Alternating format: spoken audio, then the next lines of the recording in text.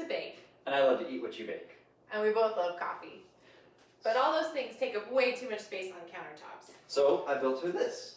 A place for mugs, a place for coffee, a place for tea. And a secret place for the KitchenAid mixer, which is so hard to store. Inside this drawer, you'll see everything that we need for tea and hot chocolate and coffee. In this drawer, she's got enough room for a 25-pound bag of flour and an entire spice rack right here for all of her baking goods.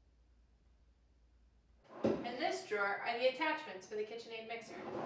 In this drawer, she's got room for her glass measuring cups, plastic measuring cups, the scale, spoons, all those things for baking, all here in this totally huge drawer. And this whole thing rolls all the way out and can be rolled around wherever we want it.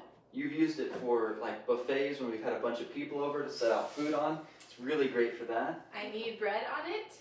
Put all your mixing, everything that gets done up here on this surface. But you might be wondering, how does she need bread on a rolling surface?